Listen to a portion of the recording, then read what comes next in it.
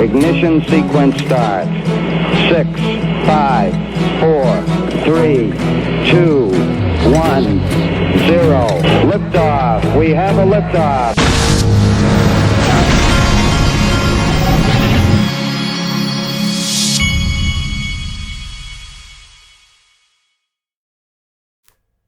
Hey everybody, this is the Digital Asset Investor, and today I've got something that I think might surprise you when I go down this road.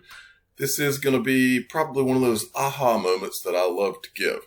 All right, it's something that I think was overlooked, and I'm going to show it to you today.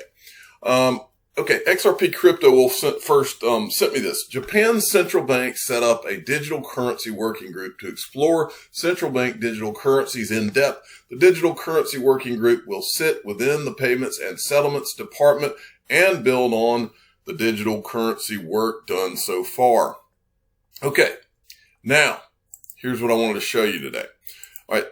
Everybody saw this interview, but I haven't gone. I went through to find clips that were interesting to me. I showed you one clip that someone else had put up, but I went and found 4 clips that I found interesting. And then I'm going to give you an aha moment about who this guy is.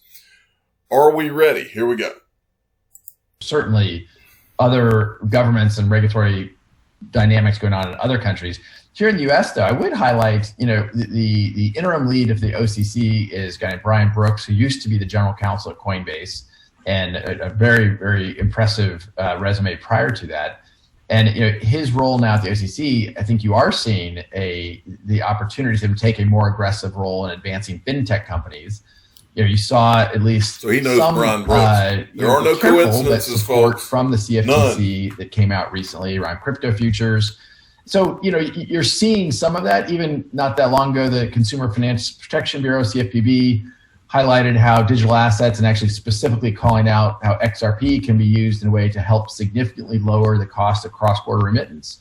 So you are seeing examples of this, but a lot of this, even the CFTC had to kind of delicately step around needing clarity from the SEC first. And until that clarity exists, I think there's going to be a lot of examples where we're going to lack the U.S. investment without that clarity. Okay. Now, before I forget to mention it, I want you to remember something. Remember, we did not know that Chris Giancarlo, who was at the CFTC, we did not realize, and then he went to head the Digital Dollar Project.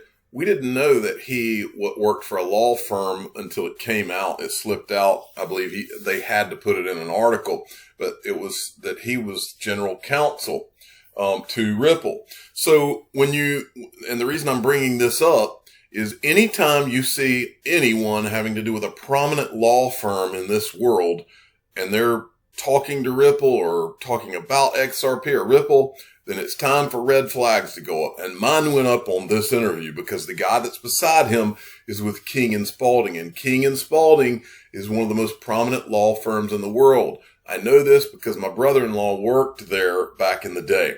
So my red flags went up when I saw this guy beside him, and you're going to be interested to see what I found out as a result, because I was correct in what I thought when I first saw this guy. So here we go. But first I'm going to show you these clips, some of which the King & Spalding guy is in. Let's go to 1914. Here we go. World where, the dollar is still really strong. It has been. It's been, the reserve currency for decades and decades. And so it's hard for folks who are used to living in a world, who are used to regulating the dollar, to really understand the urgency of this. I think if part of the education is not just, hey, I want to be able to operate in the United States, but... By the way, those audio problems are not mine. They were audio problems. And by the way, I forgot. James Rule XRP, give him a subscribe. He's the guy who provided this video. He uploaded it, but the audio, I'm pretty sure it was on the end of the Chamber of Digital Commerce, because I couldn't get this to go away. Hey, we need to understand that other countries are getting ahead on this, and they're going to build this, architecture if we don't. I mean, look what we're doing with sanctions. More and more you're seeing Chinese nationals become subject to financial sanctions, which is a relatively new phenomenon. I mean, that's something that's going to accelerate China's use of a digital currency. So while we're actually doing things that, rightly or wrongly are pushing China in that direction, what are we doing on our side? Our people, our administrators, our lawmakers, our policy makers, they have to understand, why it's important for us to keep ahead in this race.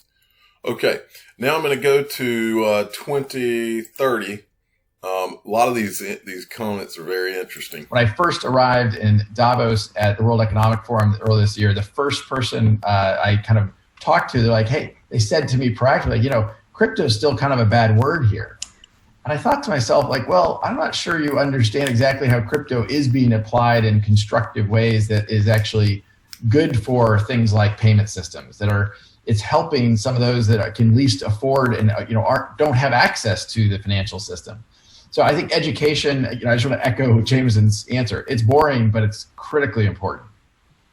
And probably that person wasn't paying attention to World Economic Forum, efforts in blockchain. So maybe that person should pay a little bit more attention to what's exactly. Okay. Now this last, I want to show you this last clip because remember, folks, one thing we've constantly heard, it's blockchain. It's not cryptocurrency. No, it's cryptocurrency. It always has been cryptocurrency. It's XRP. It's not just Ripple. It is XRP. It has always been XRP. That has been a red herring. It has always been XRP. Listen to what he says. Remember, this guy's an attorney. I'm going to show you what he used to do. This guy's an attorney for King & Spalding, one of the most prominent law firms in the world. Point that, are we in a technological Cold War with China? And some would say yes. You see China essentially has its own internet. No one ever thought that we'd have different internets in the world, but we do. So you could also see this happening turning into the same situation on the digital payment side, right? I mean, China has its client states. It has a lot of infrastructure projects all over the place. There are a lot of developing countries that need financing dollars. And it's not crazy to think that China will say, we'll help you develop your port, but you're going to pay us in the digital yuan, right? So, I think that's a real risk that we have two financial systems in the world as opposed to one that's led by, the United States and its like-minded allies. Do you think public blockchain, public, crypto and, Bitcoin and cryptocurrency and things like that, is that a reasonable countermeasure response to potentially a CBDC or a digital currency from a sovereign? I mean, the simple answer is yes. Putting it into effect is more complex, but I think the simple answer to that is yes, of course. The reality is, cryptocurrency is here to stay. It's not something that's going away. It's not a fad, and that goes back to part of the education I was talking about. I think a lot of policymakers and lawmakers think that it's a fad. They see the Twitter thing and they go, "Oh, see, it's just a scam," right? But it's not. It's here to stay, and it includes public digital currency. Let's talk now. Let's get into it. Why does it matter what this guy says? Your mind might be blown here with what I'm about to. In fact, I think it will be. All right. So again, he's with King & Spalding. But before I go into King & Spalding, I want to show you this because many of you weren't around when this news came out. Do you remember back when Ripple hired a lobbying group in Washington, D.C.?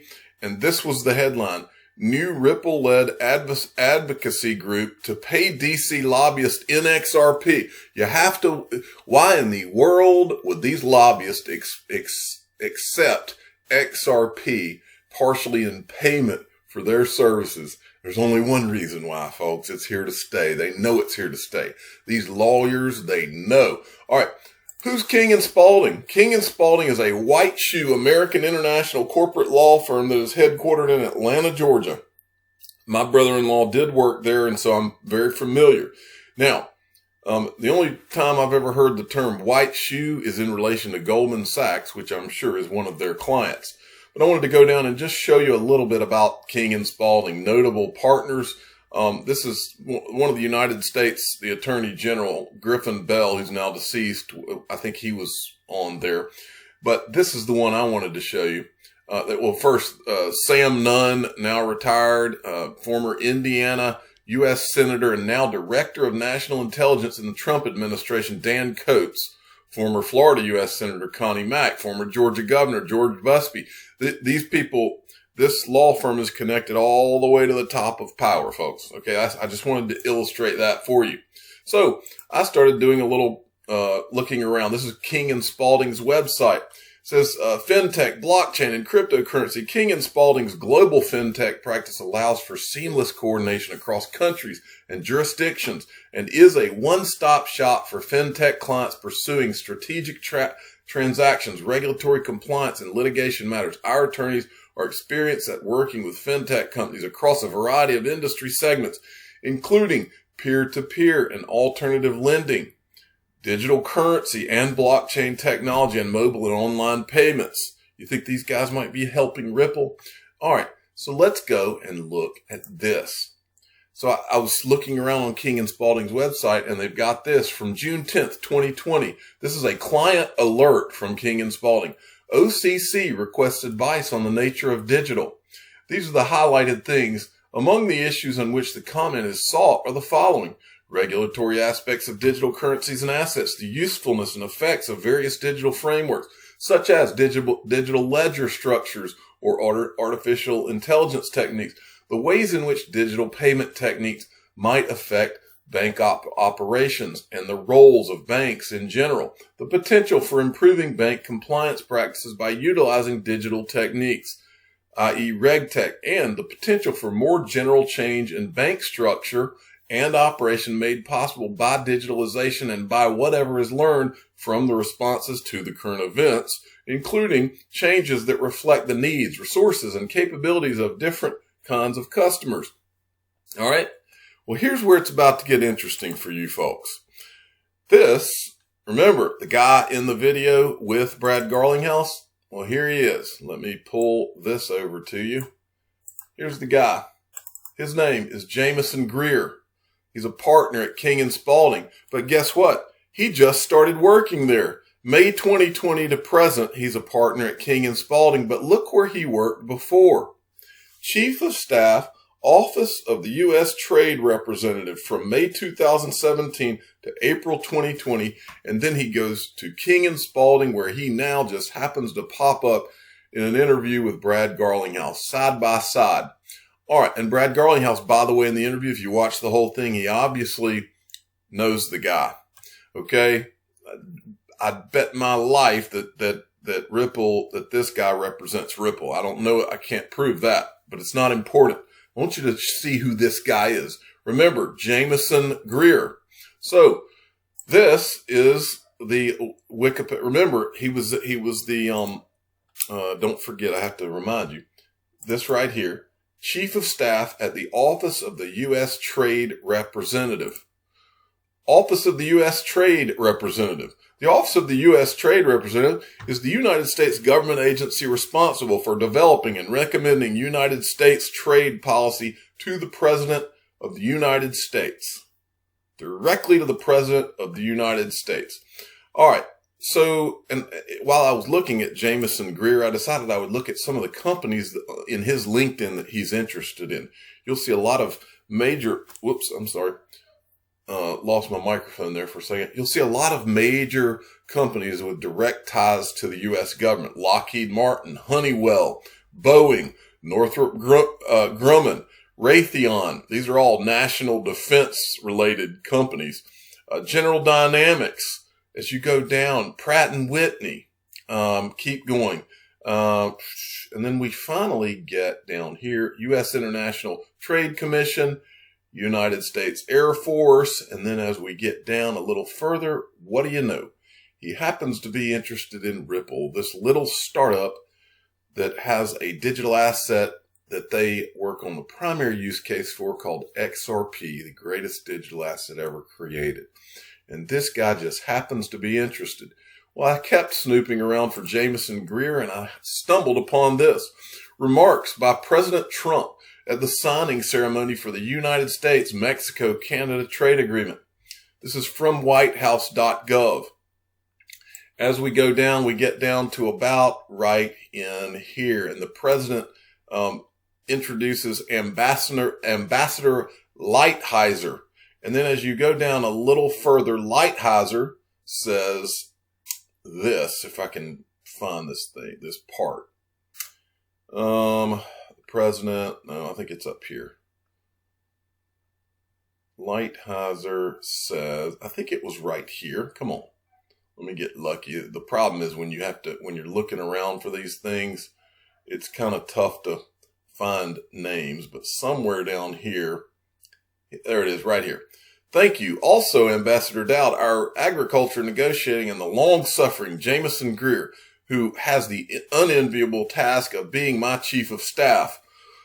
As I said 16 months ago, thank you also, Jared Kushner, my friend. And Jared Kushner, remember, he's Trump's son-in-law, and he's also good buddies with Ken Kersen, who is on Ripple's board. I just wanted to show you how close all these people are. Now, remember who's speaking here. It's this guy, Robert Lighthizer, he's the guy who is the 18th United States Trade Representative. According to multiple media reports, Lighthizer became one of the most influential Trump administration officials and lead figure in formulating the administration's trade policy. The media noted his agreement with Trump on trade issues. So, folks, it's all connected. There are no coincidences, and this is pretty fascinating. So this guy, basically, the guy that was in the interview beside Brad Garlinghouse is the guy who has been working on trade negotiations with China, Canada, you name it. This is the guy. Now he's at King and Spalding. Just got there. I mean, he just got there. Just happens to be in an interview with Brad Garlinghouse, of all people. And then from Guns and XRP, that proof of concept boasts several novel features developed by the ESCB's Eurochain Research Network with the support of Accenture, who's an investor in Ripple, and R3, who owns a bunch of XRP and is a partner with Ripple, using distributed ledger technology. All right, and finally, XRP Crypto Wolf, PayPal has partnered with Paxos Global brokerage to launch its own cryptocurrency service. PayPal and its Venmo subsidiary would be the biggest mainstream companies to offer cryptocurrencies purchases since they have over 325 million users globally. I'm the digital asset investor. I'm not an investment advisor. This is for entertainment purposes only. Please subscribe and hit the like button and tell your friends and family that Jamison Greer is an awfully interesting character. Thank you for listening.